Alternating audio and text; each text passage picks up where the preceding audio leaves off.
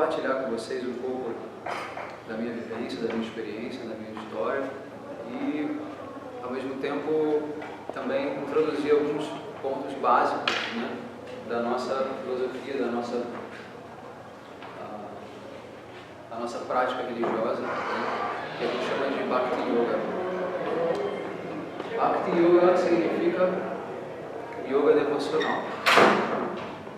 Então, o tema da palestra de hoje é justamente a essência do yoga, é o amor incondicional.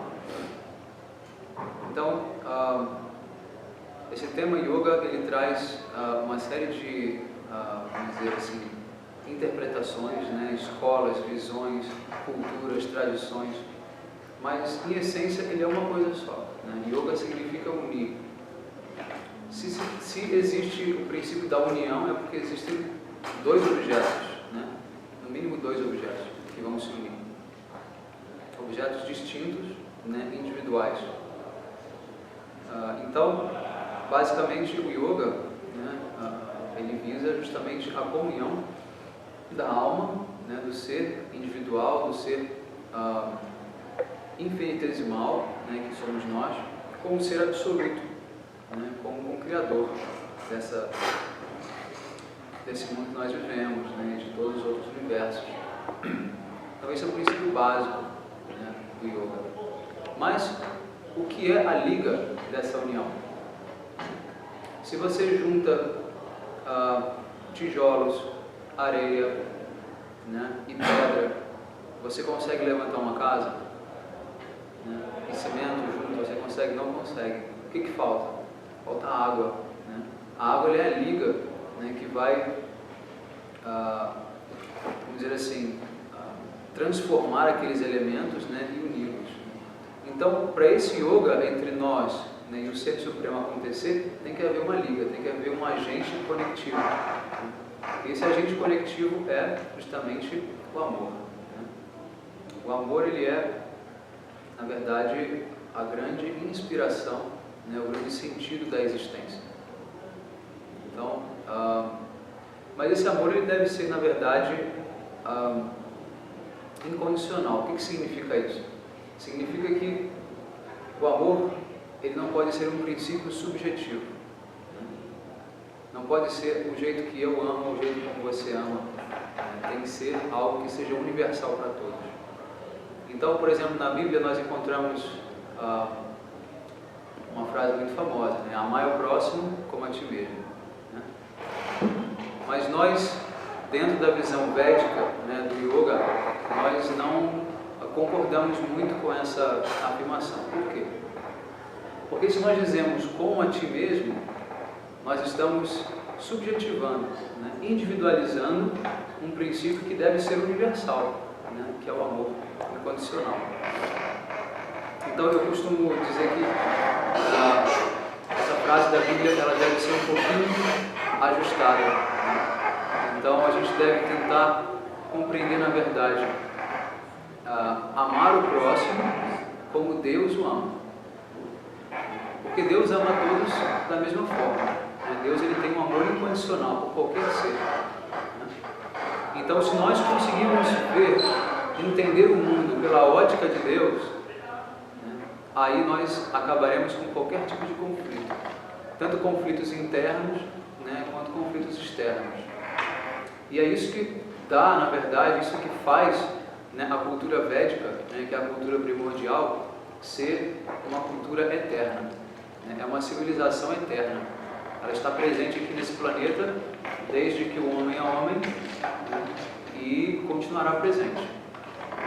Diferente de outras culturas, de outras civilizações que tiveram o seu apogeu e depois o seu declínio, né, a cultura védica, ela sobrevive, né, mesmo com diversas invasões na Índia, né, pelos muçulmanos, pelos mongóis, pelos ingleses, cristãos, etc., budistas também. Mas a cultura védica, ela permanece, né, viva, né, e ela hoje se espalha pelo mundo inteiro novamente. Então, o que tem de tão importante, de tão poderoso nessa cultura védica, né, é justamente o fato de haver essa conexão, né, genuína, né, com o ser absoluto. Ou seja, é uma sociedade que não visa a subjetivação desses valores, né, religiosos, né, e culturais, mas sim buscando aquilo que é universal, aquilo que se aplica a todos, né, aquela lei, né, do amor incondicional que vai beneficiar a todos os seres, incluindo os animais. Os animais não podem ser excluídos desse processo, né? Então, se nós nos alimentamos de animais, principalmente das vacas, né, se nós causamos dores aos animais, né, significa que o nosso amor ainda permanece imperfeito. Nosso amor ele é incompleto. Né? Nós não conseguimos amar a todos os próximos. Né? Nós estamos apenas humanizando esses próximos. Né? Mas, na verdade, o próximo não é apenas um homem, é qualquer ser. E todo ser tem uma alma. Né? E toda alma, ela pertence à mesma categoria. Né? A minha alma e a alma de um cão, elas são alma, mas em corpos diferentes. Então não tem por que eu julgar um cão, ou uma vaca, né, ou uma galinha pelo corpo dele. Né? Eu tenho que julgá-lo pela alma, e pela alma nós somos iguais. Né? Então esses princípios da igualdade, da universalidade, desse amor incondicional, eles só se encontram presentes nessa cultura védica. Outras culturas, por mais que elas até possam propagar essa ideia, na prática eles não conseguem viver dessa forma. Né? E é isso todo o diferencial, né, que faz essa sociedade védica tão poderosa. Nós temos os livros mais antigos do mundo, nós temos a cultura mais antiga do mundo, né? Nós temos o povo mais pacífico do mundo, né, que nunca perseguiu nenhuma outra religião, que nunca foi contra nenhum outro povo, né, se abrigar ali, que nunca destruiu nenhum outro templo, né, de outras culturas. Por quê? Porque existe essa conexão genuína, né, com esse amor universal. E esse princípio do amor, ele não pode ser negado. Né? Se você nega esse princípio do amor, você simplesmente vandaliza, né, com toda a criação. Porque você vai passar a tratar as coisas como objetos, as pessoas como objetos. Eu digo isso mesmo dentro das culturas religiosas. Não estou falando de materialismo, estou falando de culturas religiosas que na verdade, né, dizem que os animais não têm alma, né, que eles podem ser mortos, sacrificados, podem virar alimento para nós. Mas tudo isso gera uma série de reações. Essas reações são reações kármicas que a gente sofre no nosso corpo, na nossa vida, na nossa alma. Né? Deus criou uma lei infalível, a lei do karma. Porque se Deus não fizesse a lei do karma, né, ele seria cruel. Né? Uns nascem com mais chance, outros com menos chance, né, com menos oportunidade, com mais qualidades, menos qualidades. Então a gente basicamente procura ver o mundo dessa forma.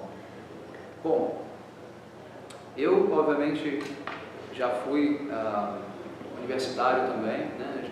Estudei na UERJ, filosofia, e desde a minha infância eu tive bastante desejo de tentar entender, né, o que se passa, né, o que é essa existência que a gente vive, por que tantos conflitos sociais, por que tantas diferenças e tudo mais. E busquei uma série de processos e caminhos, né, enfim, para poder tentar entender isso e principalmente para poder tentar ajudar as pessoas, né, a não sofrer tanto. Então, aos 14 anos eu comecei a fazer reiki, né, a minha avó me incentivou, me levou. Então, desde bem jovem, eu já comecei a entrar nessa busca pela cura, né, pela ajuda do próximo e tudo mais. E aos 18 comecei a fazer meditação, depois yoga. Né? E paralelo a isso, né, eu também me engajei, né, em movimentos sociais, movimentos libertários, né, procurando também livrar, né, o ser humano desse sofrimento físico mesmo, real, né, dessa angústia de não ter o que comer, onde morar. Né, e fui buscando, né, soluções, né, de como tentar resolver esses problemas da vida material. Novamente eu me tornei anarquista, percebi que na verdade não é através, né, dessas instituições que a gente vai conseguir alguma coisa, mas esse processo ele foi na verdade se aprofundando, ele foi amadurecendo e eu fui compreendendo que não é inclusive nem isso, né, o que vai de fato libertar as pessoas ou ajudar as pessoas, porque na verdade as pessoas têm uma responsabilidade, né? Cada um está hoje sofrendo com um karma que ele mesmo provocou. Então, o problema da humanidade já não é mais, né, se come, se mora, né, se está livre, se não está livre. Esse não é mais o problema principal da humanidade. O problema principal da humanidade é o fato dela não se conhecer enquanto alma e não conhecer o Criador desse mundo. Dela não entender qual é a dinâmica, né, desse mundo que a gente vive, né? Então, foi através do estudo dos Vedas, né, da prática da devoção do Bhakti Yoga, que nós encontramos essa sintonia, né, com esse amor, né, incondicional. E aí você entende que, na verdade, se as pessoas seguissem esse princípio básico, todos os outros problemas já seriam resolvidos automaticamente. Né, automaticamente. Então, as pessoas às vezes pensam que abrir um hospital é benéfico para o povo, né, dar comida é benéfico para o povo e tudo mais. Na verdade, nem tanto, né, quanto poderia ser. Porque quando uma pessoa vai ao hospital, ela ajusta o corpo, né, mas e a alma? E o coração? Né, e a consciência? Como fica? Ela volta para a sociedade e continua repetindo os mesmos erros. Né? Um hospital que ajuda um monge, né, ajuda também um assassino. Né? Então, o que bem esse hospital fez para a sociedade? Basicamente nenhum. Né? Então, a gente tem que entender que, na verdade, o buraco é muito mais fundo do que a gente imagina. Não é só dar benefícios para o corpo físico. As pessoas precisam entrar numa outra esfera de consciência. Né? Então, foi aí que eu decidi renunciar, né, ao mundo, renunciar às práticas, né, mundanas, renunciar a essa tentativa de ajudar ao outro sem antes me ajudar, né, sem antes fazer com que eu possa me salvar, né, entre aspas, ou seja, para que eu possa me desvincular dessa cadeia de reações, né, kármicas que existe e possa ver como um certo distanciamento, né, o que está acontecendo no mundo hoje, né, por que existe, na verdade, essa reação kármica no mundo. Então, a gente começa, na verdade, a ter uma outra visão mais sutil desse processo e entender que, na verdade, não existe nada de errado com o mundo. O que existe de errado é com o que você faz no mundo. A forma como você está entendendo o mundo é que pode ter problemas. Mas se, diante dessa lei, né, do karma, dessa lei infalível de que você fez, você recebe, todo mundo está recebendo uma punição ou uma premiação de acordo com o que é de responsabilidade dela mesma. Então você tem que ir além dessa relação de forças da sociedade, você tem que ir além da economia, além, né, das disputas políticas, além das religiões em si, né? E entender que, na verdade, existe um problema muito maior do que isso, que é o problema de continuar nascendo e morrendo no mundo material. Né? Como você vai conseguir deixar de nascer nesse mundo material? Né? Essa é a grande questão. Se você resolve isso, você resolve tudo. Né? Quando os ingleses chegaram na Índia, né, eles viram que o povo vivia de forma muito simples, né, sem grandes tecnologias, sem grandes recursos, mas vivia feliz.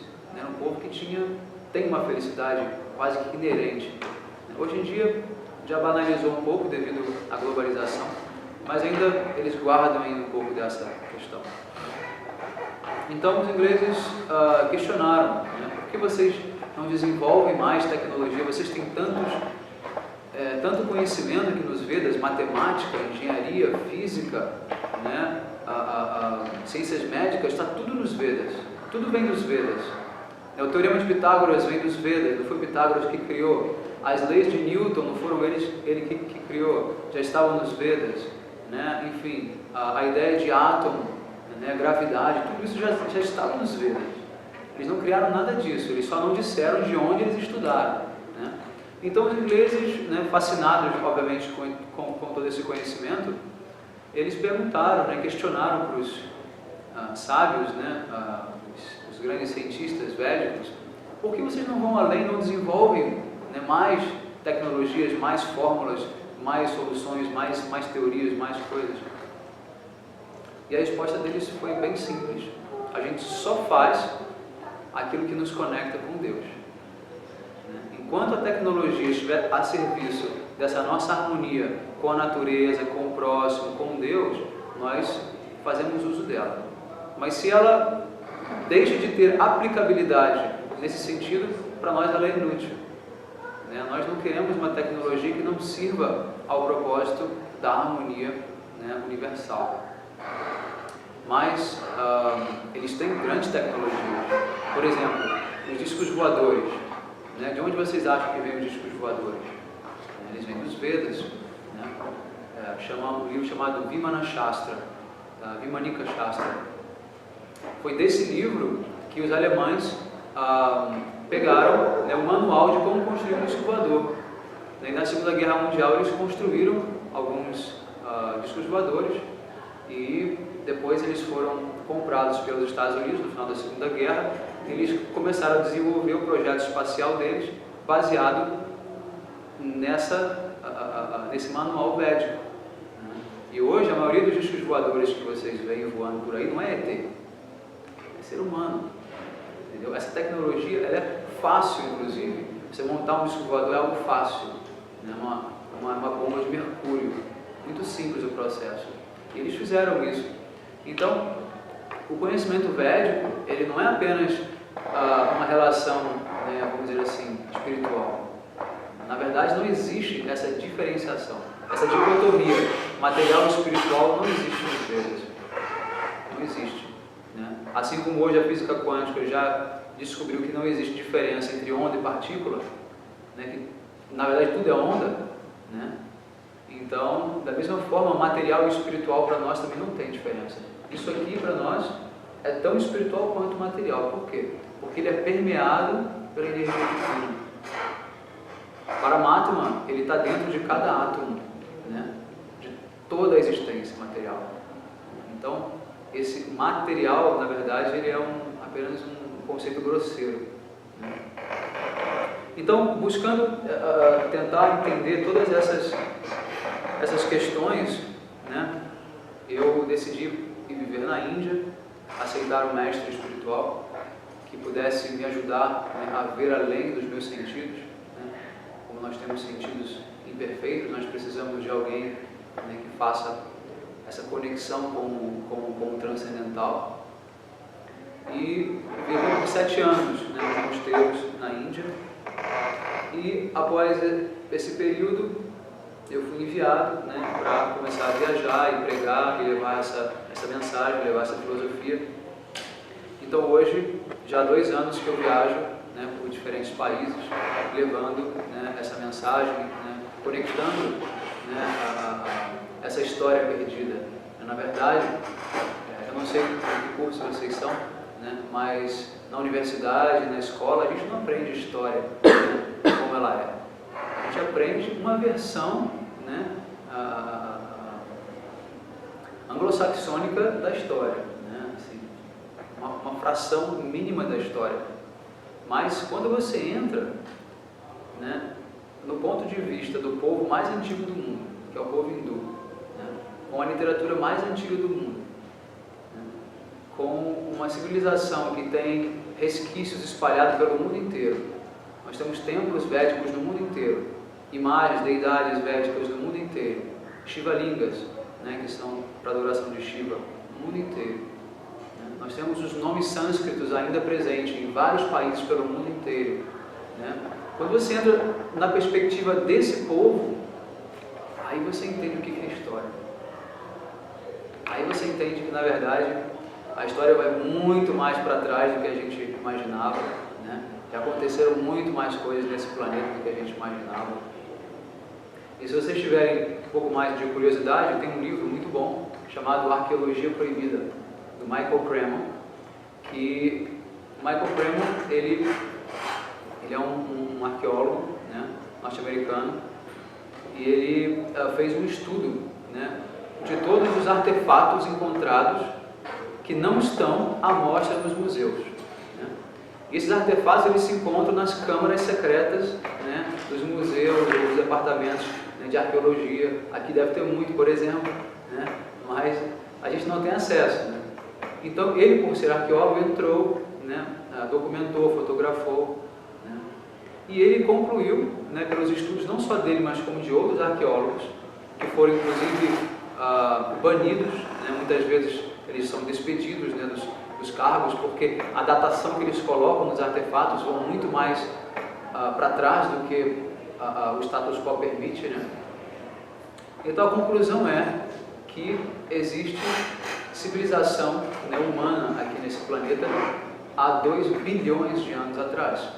Tudo isso provado com uma série de artefatos. Isso é justamente o começo da cronologia védica. Os Vedas explicam que a vida começou há 2 bilhões de anos. Né? A idade da Terra, por exemplo.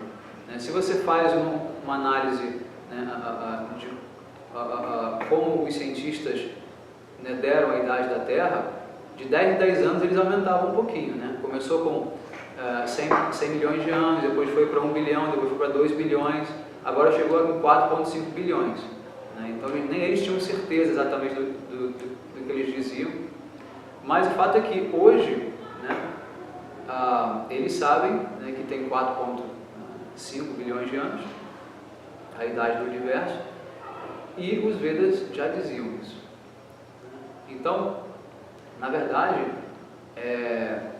quando você entra na perspectiva védica, né, de civilização, de história, né, de cosmos, né, aí você começa a entender realmente que, na verdade, a gente está vivendo, né, numa grande, vamos dizer assim, matrix, né, numa grande ilusão, né, que nos afasta dessa essência. Né. E essa essência, ela não é apenas, vamos dizer assim, subjetiva. Ela é uma essência civilizacional. Né. O Ser Supremo, ele é civilizacional. Ele se apresenta, ele se manifesta como uma grande civilização, que é a civilização védica. Então, foi através dessa perspectiva védica, né, que eu pude conseguir me aterrar. Né? Foi quando eu consegui entender aonde eu estou, né, que planeta é esse, que história é essa, o que realmente está acontecendo, né? Como tudo passou a fazer sentido na minha vida, né? Ancestralmente, né? De vidas passadas, inclusive, né? Como você consegue se reconectar, né, com o seu passado, né? E você consegue projetar o seu futuro também, você consegue fazer uma projeção, né, para onde você vai, né? Que tipo de destino você vai encontrar pela frente. Né? Então, tudo isso me foi apresentado, né? E então hoje, assim, eu tenho justamente essa função de compartilhar, né, com vocês, na verdade, um pouco dessa experiência, né? Enfim, eu procuro apresentar um pouquinho de cada lado da história, um pouco de ciência, um pouco de história, um pouco de geografia, um pouco de religião, né? Mas basicamente tudo que nós vivemos, né, tudo que o homem cria, toda a cultura humana, ela deve estar apenas a serviço desse yoga. Então, para os yogis, de verdade, não existe nenhuma diferença entre uma atitude, né, pessoal, social, familiar. Tudo para eles é yoga. Qualquer gesto que eles façam, qualquer olhar que eles emitam, isso tem yoga. Porque tudo que eles fazem, né, tem um único propósito, né, que é se unir como um ser supremo, que é ver o ser supremo em toda parte, né, que é perceber a presença, né, desse ser que é o grande maestro, né, da existência em toda parte, em todas as pessoas, em todos os seres, sejam eles vegetais, animais, enfim, né, incondicionalmente. Então, yoga não é simplesmente fazer posturas, contorcer o corpo, né? Yoga não é simplesmente fechar os olhos, fazer mudras. Yoga não é você fazer jejum. Yoga não é isso. Yoga é uma conexão de coração para coração, uma conexão de amor com o Ser Supremo. Se a gente fica simplesmente no plano mental ou no plano físico, né, a alma não se satisfaz. Então, o que é esse yoga? O que é o Bhakti Yoga? O Bhakti Yoga é o yoga da alma, não é o yoga do corpo. Então, vocês não vão ver a gente fazendo exercícios, né? Nós fazemos, na verdade, a prática de mantras que trazem o nome de Deus, né, nesses mantras, a prática das canções devocionais, né? E o único exercício que a gente faz, físico, é a reverência, né? Quando a gente vai ao chão, oferece reverência a esse Ser Supremo, a gente se coloca diante dele de forma muito humilde, né, muito submissa, e na verdade nós somos apenas servos desse Ser, né? Nós somos apenas instrumento desse Ser. Ninguém escolheu estar aqui, ninguém escolheu existir. Então nós existimos porque Ele quer algo de nós. E o que Ele quer de nós? Essa que é a grande pergunta. O que Deus quer com a sua criação? O que Ele quer com esses indivíduos? E a resposta é bem simples. Ele quer dar e receber amor. Amor é algo tão sublime que até Deus tem desejo de amor. Então o que Deus faz? Ele nos cria a sua imagem e semelhança, né, para que haja interação, né, entre nós e Ele. Nós recebemos um corpo quase divino, um intelecto quase divino, para que haja conexão, né, para que haja interação. E Ele nos dá um ingrediente final, né, que Ele também tem, que é a independência, o livre-arbítrio. Por que Deus nos dá o livre-arbítrio? Seria muito mais fácil Ele criar tudo e condicionar todo mundo a amá-lo, condicionar todo mundo a viver perfeitamente, né? Por que não há isso? A resposta é bem simples. A resposta é que, na verdade, se há condicionamento, não há amor espontâneo, o amor não é real, é um robô. Ninguém quer ser um robô. Deus também não quer se relacionar com robôs. Então Ele dá para as almas essa independência, para que elas tenham a capacidade de amar de verdade. E Deus quer dar e receber amor conosco. E como nós fazemos isso? Você precisa entender agora quem é essa pessoa, né, que você vai agora interagir. Qual o nome dele, o que ele faz, né, o que ele gosta, né, como você satisfaz ele. Porque amar significa servir, né? Amar é um verbo transitivo, né? Ele que ama alguém, né? E esse amar tem que ser manifestado no serviço, fazer algo por alguém. Isso é amor. Amor não é um sentimento, vamos dizer assim, estático, né? Quem ama não fica simplesmente parado, né? Eu amo meu filho, eu não faço nada por ele, fico sentado o dia inteiro amando ele só no meu coração. Ele vai morrer, né? Ele vai morrer de fome. Então o amor ele necessariamente traz uma ação, um serviço, né? E quanto mais você ama, mais você faz por aquela pessoa. Você é capaz de dar a sua vida por aquela pessoa. Então, se essa pessoa for Deus, né, você vai ser capaz de fazer tudo por Ele, né? Porque Ele é o ser maior, né? Não que nós não devamos amar outras pessoas, não desse ponto, mas Deus tem que estar no centro, né? Porque Ele é a fonte, na verdade, desse amor. Então, quando Deus nos dá esse livre-arbítrio, né, o que acontece? Ele, na verdade, corre um risco, né? Qual é o risco que ele corre? De que nós vamos nos voltar contra ele, né? Nós vamos andar na direção oposta.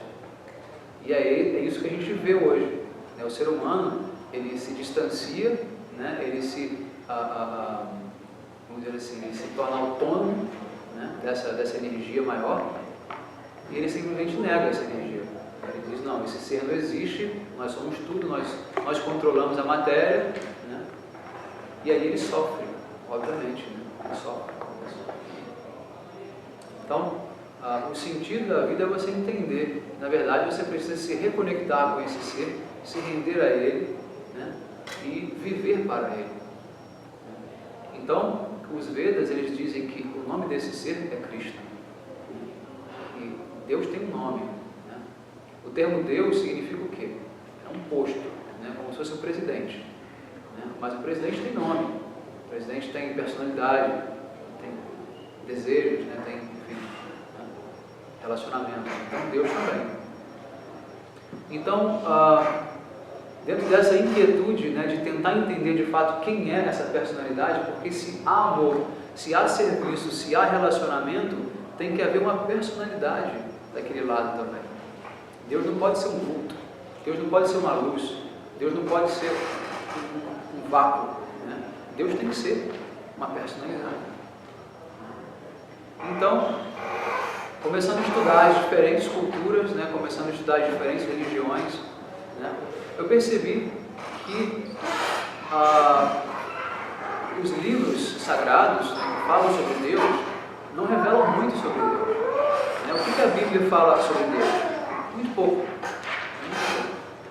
Você abre a Bíblia, você no Antigo Testamento você tem um pouquinho de informação sobre Deus, mas mesmo assim não se fala dele, mas se fala o que ele falou. Né? Então, depois a Bíblia discorre sobre Jesus, né, na maioria das vezes, e sobre parábolas, né, morais de relações materiais mundanas.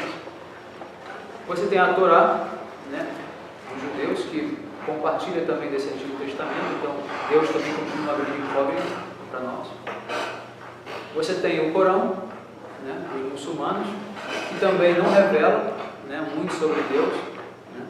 Diz Allahu Akbar, Deus é grande, Deus é poderoso, mas não entra em detalhes, né? Então você fica meio assim, poxa, eu quero estabelecer uma relação com esse ser, né? Mas ninguém diz quem ele é, como ele é, qual é o nome dele, o que ele faz, como ele aparece, né? Qual é a figura dele.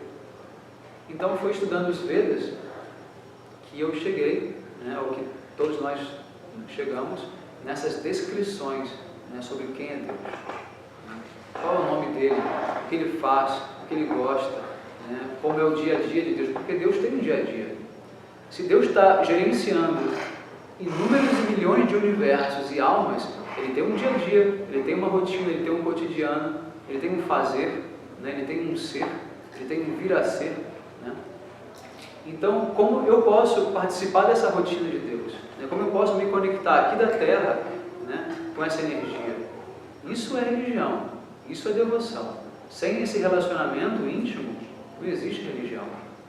Existe apenas uma especulação mental, uma ideia, uma projeção do que seja, mas não existe uma realidade concreta.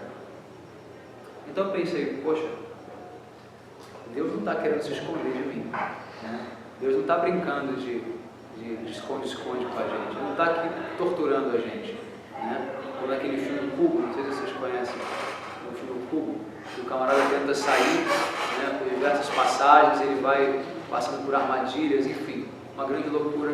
Né? A vida não é isso. A vida não é para ser assim. Ela pode ser caso você se desconecte, mas não é para ser assim. Então eu pensei, Deus tem que estar revelado em algum lugar. Né? Deus ele quer, né, que nós o conheçamos. Deus quer essa relação conosco, mais do que nós queremos. Então eu falei, bom, em alguma dessas literaturas reveladas, né, Deus tem que estar ali presente. Então eu comecei a estudar, né, todas elas, muito profundo. E obviamente que os Vedas são superiores em todos os aspectos. Né, a começar pelo número de livros, né, os Vedas são centenas de volumes de livros, enquanto que os outros são apenas um. Os Vedas são milhares de imagens, milhares de histórias. Então, nós encontramos nos Vedas, na verdade, a resposta para essa pergunta, né? Quem é Deus de fato? Então, Deus é Krishna, né? E Krishna, ele é o todo atrativo reservatório de prazer. Deus é aquele que consegue dar prazer para todas as entidades vivas, é aquele que é o amor personificado, né?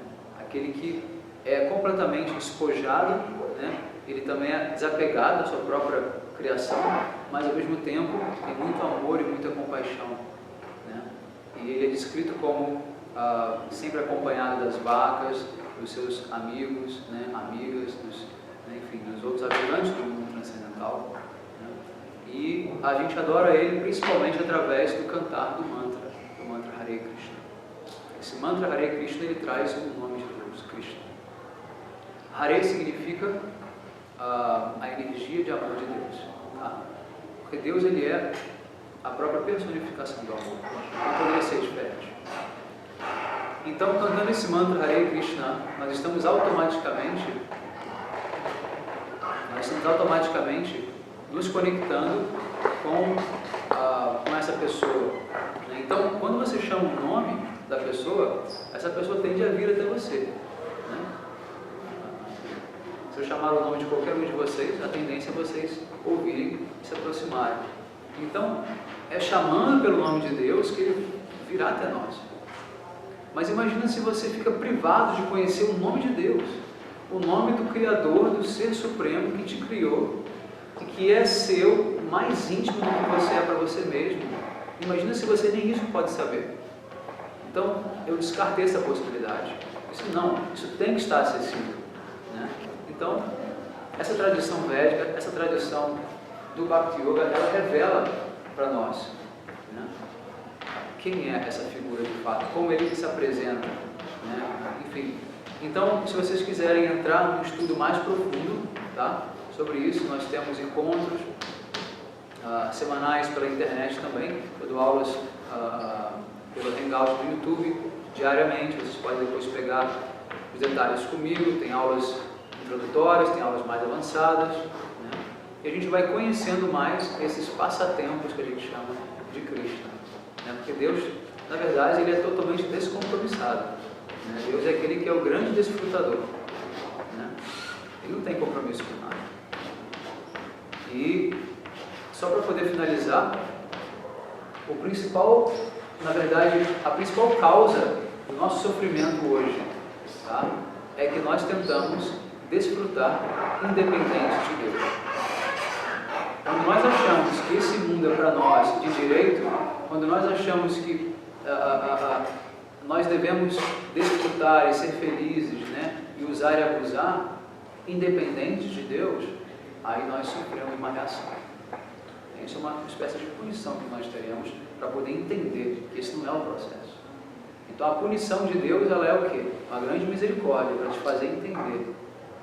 Então, mesmo que você deseje comer bem, natural, vegano, né, enfim, orgânico, ir na cachoeira, né, fazer yoga, se isso tudo é feito para o seu prazer, isso também é karma, isso também gera uma reação.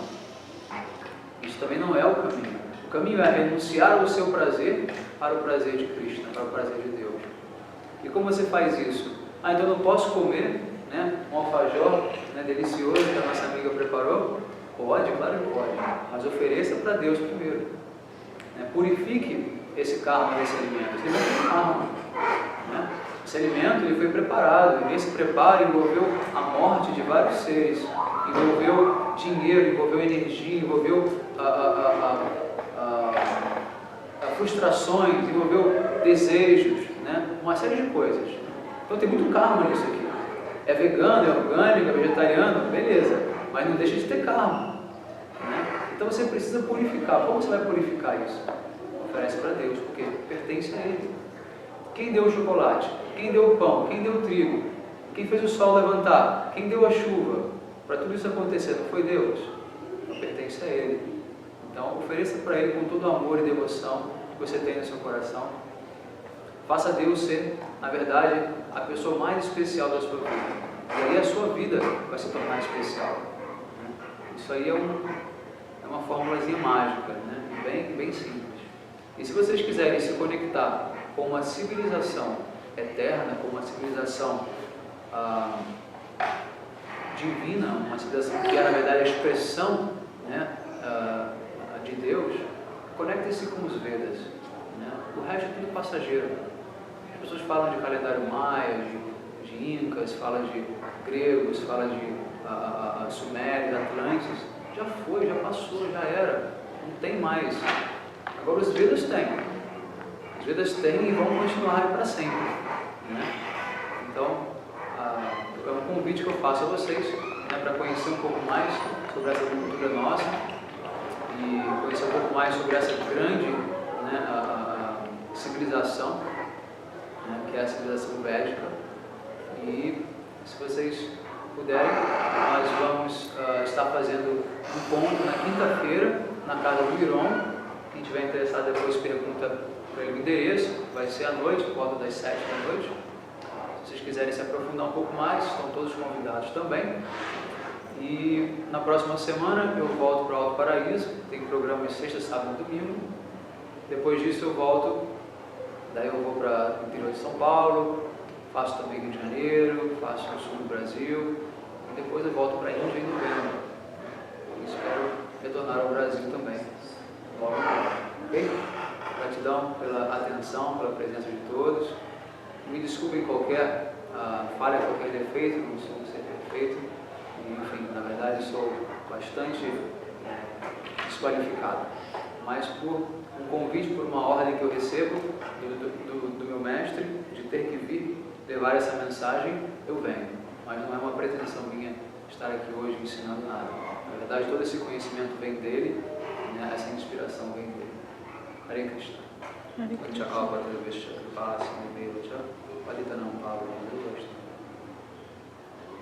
Bom, a gente vai então oferecer aqui para vocês esse delicioso alfajor. Eu gostaria também de tirar uma foto com vocês, é possível? Todo mundo reunir aqui na frente, e depois a gente distribui.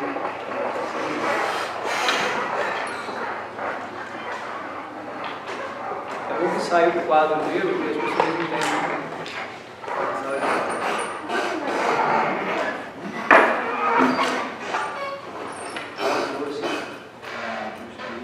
Mas se vocês quiserem, pode. Mas vamos tirar a foto.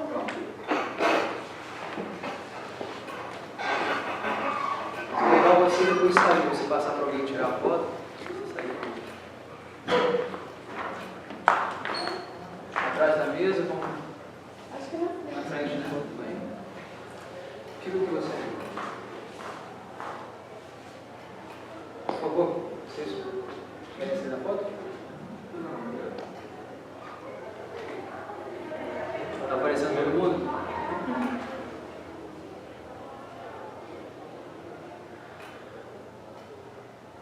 Ok? Amigão? Amigão, pode tirar foto. Pode tirar foto.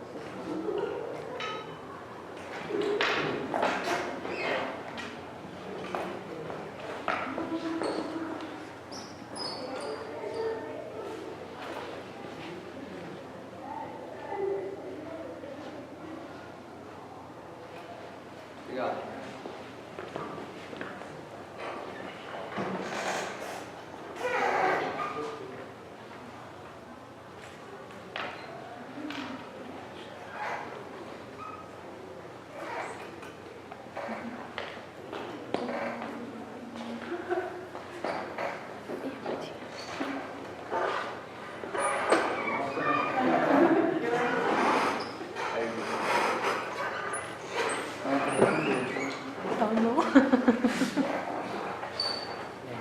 Ó, dá um Miguel. Ele mostra o chocolate.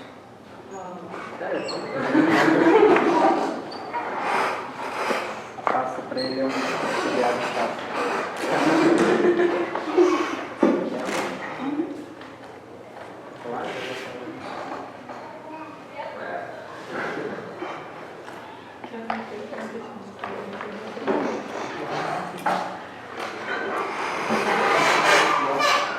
Então, vocês querem cantar um pouco, né? Então tá.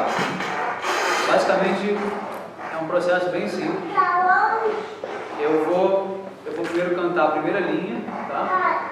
E depois vocês repetem a primeira linha. É um processo de ouvir e repetir, ok? Daí a gente canta a segunda linha.